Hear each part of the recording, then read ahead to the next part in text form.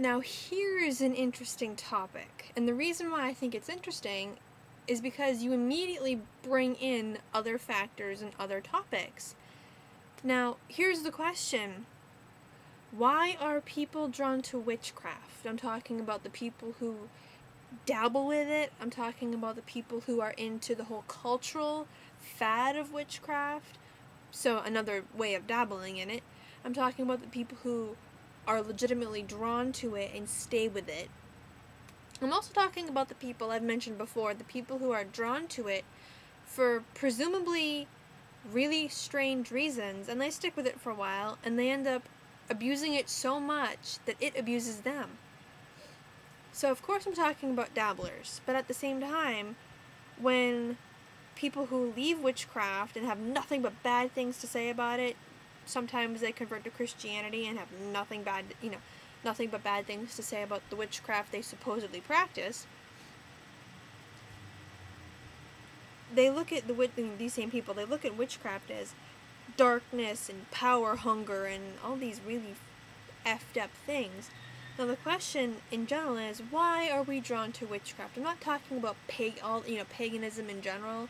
Like, why was I drawn to the Celtic paganism? Why are my friends drawn to Asatru? Why? I'm talking strictly witchcraft, which includes Wicca. Mind you, they are two different things, but they are related. They are both witchcraft traditions, except Wicca is more structured and more organized, as far as pagan religions go. Why are we drawn to witchcraft? And when we're drawn to when we're witches, once we've been practicing for a while, and once we are established witches, why do people see us as this? Why do people see us as like nostalgic and kitschy and things like that? Like, people coming to us, be like, can you do a spell for me? Or can you cast a spell on me? Or what can you do? What is your magic? Da-da-da-da. Things like that. Things that you're like, are silly, but at the same time you're kind of intrigued that all of a sudden you're the coolest thing since sliced bread. I mean, it's not bad to think, hey, I'm cool. It's not a bad thing to think that, hey, I'm cool to some people. But there are limits. So let's first tackle why we're attracted to witchcraft. Is it for the power? Now let's define the power. What is this power that we're supposedly attracted to? You wave a wand around, abracadabra. No, we don't do abracadabra, but you wave a wand around and you say some enchantments, and you sing some chants, and then you've got these cool tools and you're like doing magic. And you've got some incense smoking and candles are lighting up the room, and you're ringing bells or chimes, and you're humming, and you're saying incantations while you're grinding up some herbs. And then you've got this big robe on, and you take the herbs and you throw them across the room, and you're like getting into this, and it's really good to get into your religion. It's really good once you get going in a good ritual or a ceremony, you're just casting a little spell, or you're just invoking some energy, however you want to do it. You're really getting into it. The image of the witch just grinding up her herbs and casting the salts to make a sacred circle, and she's got her crystals laid out, all over the place, and it's bright and colorful, but it's also dark and mysterious. She's got statues, candles everywhere. She might have some like dried flowers and herbs, and she might have some pictures, and it's very, very pretty. I can even say that from experience on an altar, and when your sacred space is all lit up, and you've got the sweet smells of the herbs and the incenses, and you've got all your tools, all your tools laid out, it looks very pretty. But it's not about the pretty, it's about the work you're doing. So when we're first learning about witchcraft and getting involved with witchcraft, there is that aesthetic appeal. It's very pretty. It's appealing to all the senses. It's appealing to the smell because of all these sweet herbs. It's appealing to the ears because you've got like the soft music or the instruments or the chanting, and the rhyming incantations, it's appealing to taste because you've got your cakes and ale, or you've got your ritual food, whatever that may be. Sometimes we just use bread and cheese. You know, it's appealing. And then you've got your robe on. So we're looking at this image, you know, whether we're new to witchcraft or it's just piquing our interest, we're looking at this, you know, that, and we're thinking, well, not the crutch, but we're looking at that and we're like, oh my god, how do I get that? That is so sexy, or that is so mysterious, but it's so colorful. And it's like a dream, it's like a fantasy, but it's real. People want that. I don't blame them. Who wouldn't want that? That's partly what caught my eye when I was 12, 13, 14-ish. Of course, I understand that it's a religion. You have to have belief. You have to study and practice. That's why when I say, oh, I've been a pagan for, and I pause, how long have I been pagan? I've been practicing since I was 18, but I've known about it for a long, long time. And the reason why I think I've been as successful as I have is because when I was 12, or 11 actually, and I first was introduced to that, I didn't have that for a long time. Fortunately, I knew better, and a lot of people do know better, that you can't have that right away. You can't have the prettiness and the appeal and the mystery and the power and the cool, just the cool stuff and the cool religion, essentially, until you know what it is. So when I was 11, 12, and into my early teens, and I saw that, I'm like, I want that. I know what it means. I have to know what it means. I have to study, I have to practice, I have to read all these books. All those books. You know? And then I can have that. Do you know what I mean? It's okay. I'm telling you, it's perfectly fine to look at that and look at, you know, footage, like YouTube footage or National Geographic documentaries, because there are some clips on witchcraft rituals. It's okay to look at that and say, wow, that's really pretty, or that's really, really mysterious, and that's really cool. It's okay to look at that and be attracted to what it looks like. It's fine. But you can't have it for yourself until you know what it is. And I think that right there causes lots of issues, because you've got the people who are attracted to it for the aesthetics and the pure mystery of it and the cultural appeal. Like I said, it's nostalgic, it's kitschy, it's trendy, it's like hipster almost, it's hip. People are attracted to that. And, you know, the prettiness of it. And they're like, sure, it's a religion, I can get into that. And they kind of do. They don't really have the belief. They don't have the honest, legitimate, you know, life-defining belief. But they're like, yeah, there's a goddess and a god, and ... It's all about nature and peace and harmony. ... We light candles and dance under the full moon. Somehow I just turned into like a Canadian hipster witch right there. Some people like that. They're into that. We call those dabblers.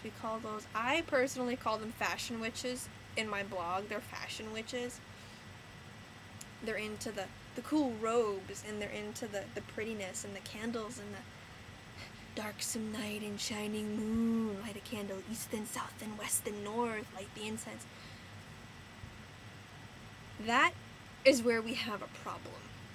Those are the dabblers. Those are the fashion witches. Those are the people who are breaking one of the rules of the witches' pyramid, which is walk the walk and keep silent.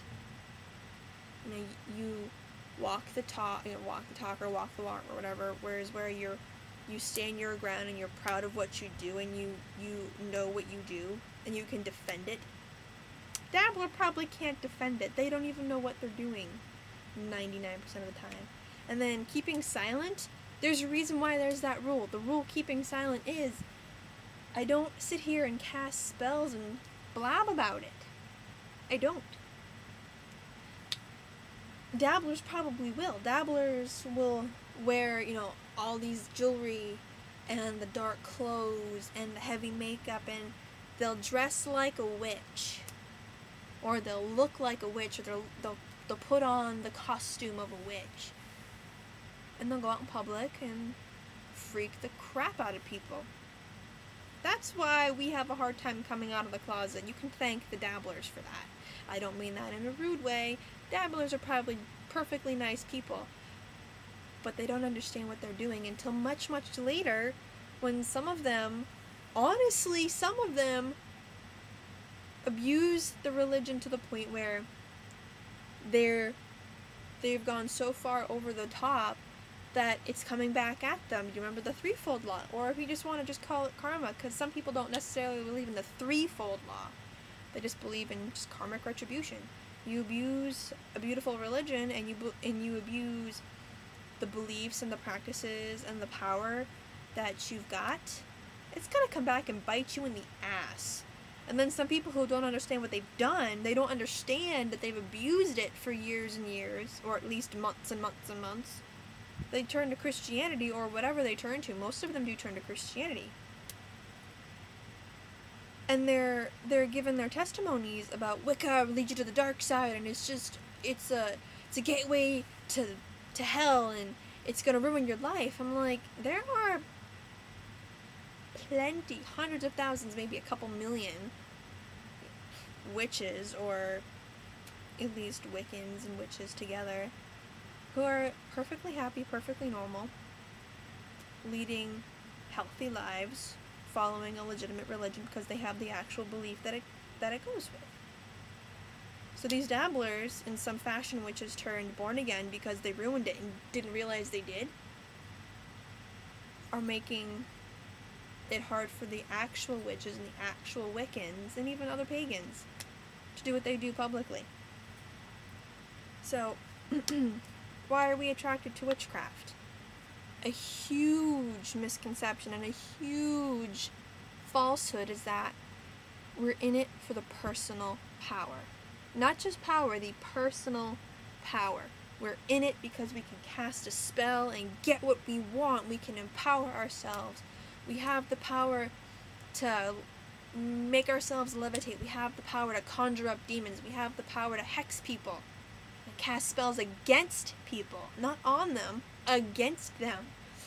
We have the power to do all these crazy things because we've sold our souls in some way, or we've gone against God, and now the devil is empowering us for the dark side, or it goes on.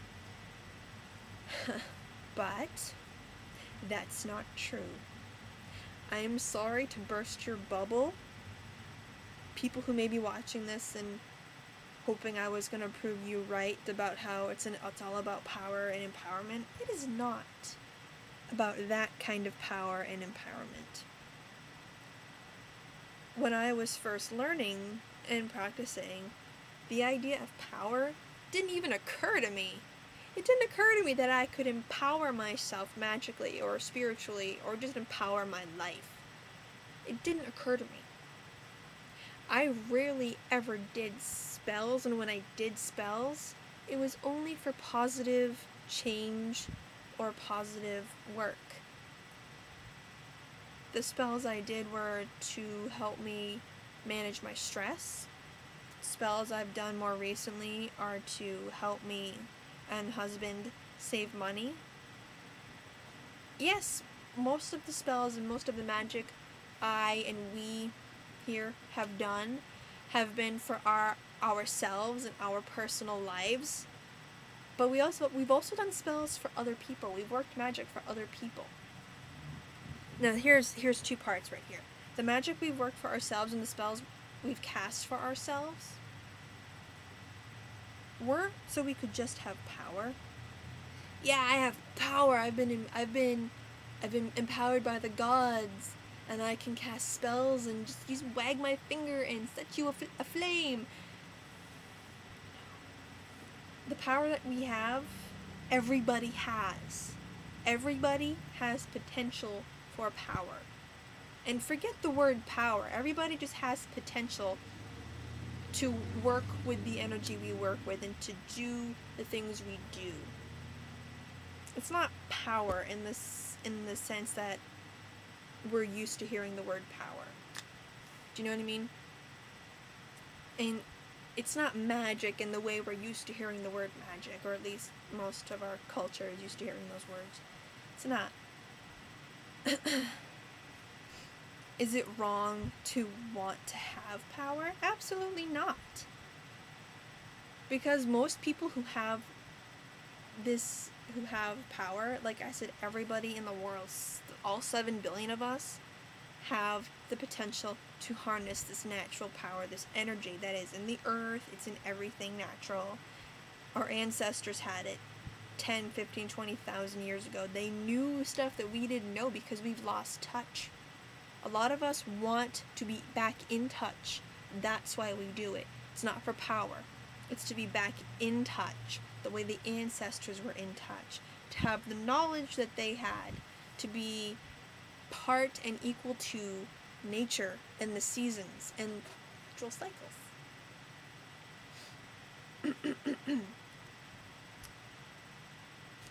It is not about waving a wand to get what you want. Very, very different. And the people who do think that they can wave a wand to get what they want, you're not really practicing witchcraft, are you? You're not. You're doing something, I'll say it, you're doing something wrong if you're only in it for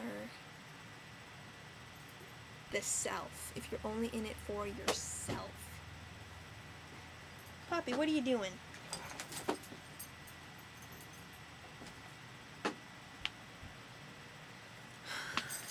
Runaway dog.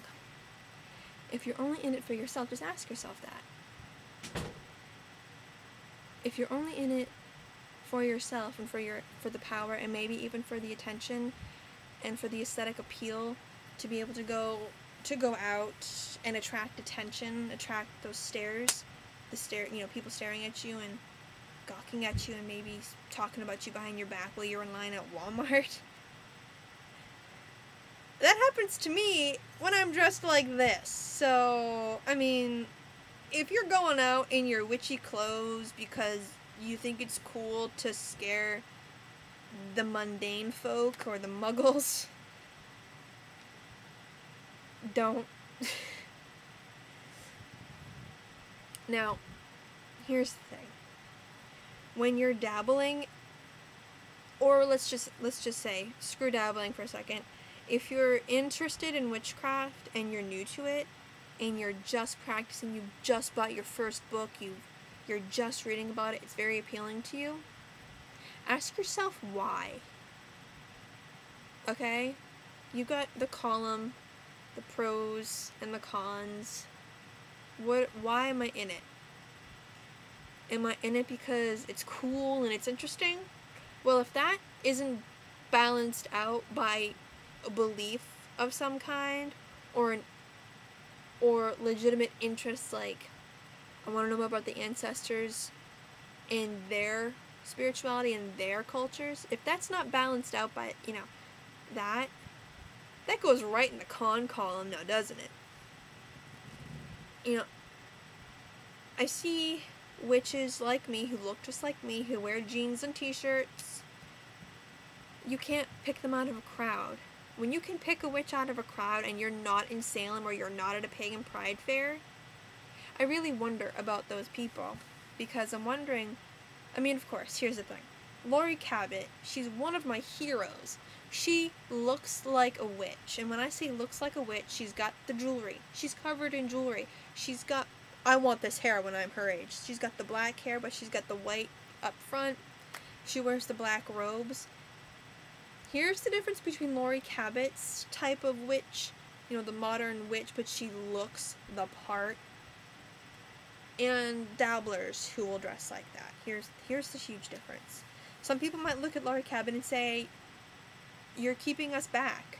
You're dressing like people want you to dress. You're dressing for tourists. You're dressing because people pay to see that. That's what they want. You're keeping the witchcraft religion back. Here's why you shouldn't say that about Laurie Cabot. When Laurie Cabot dresses like that, she's made a vow. She made a vow before many of us were even born. I'm not saying she's old, but she's a crone. She's an elder. She's somebody you should look up to and respect. Of course, you should also understand who she is before you do all that. She made a vow, a faithful, serious, life-changing vow many, many years ago. And when she dresses like a witch, she's almost dressing like a nun would. You look at a Catholic nun in her habit, and she looks really pretty. I love when people dress in their religious garb. I think they look really pretty, men and women. When I see Laurie Cabot, I basically see an elder witch who is basically dressing in her version of nun's wear, a nun's habit. When I see dabblers, I don't think the same thing that I do when I see Laurie Cabot, or even others like Oberon, Ravenheart, people like that, who aren't dressing a part. They're dressing because they've made vows and they've dedicated their lives. That's almost like a uniform or garb that they're wearing. It's not costumage. It's not just clothing. It means something. When you see dabblers, they may look similar to the untrained eye, but the dabblers don't follow witch codes. They don't follow the witches' pyramids. They're flashy and they're entertaining, and you want to see what they're going to do next because they're I don't want to say they're drawing you in, but they want the attention. Not every single one of them. Some of them are dabbling and they don't quite understand what they're doing, but some of them are dabbling because it's pretty, it's flashy, it's fashionable, it's mysterious in the way people want to, the way people love the paranormal and ghost movies and horror movies is the same way some people like witchcraft, and it's not okay. You can like witchcraft and think, there are limits, let's just say. So, I think I've exhausted that topic. Think about it yourself. What draws you to witchcraft? Is it purely anthropological and cultural interest? Fine. Or is it attraction to a religion that you don't quite understand, but you're attracted to the flash and the fashion, even though that's not flash and fashion? Think about it. Interesting topic.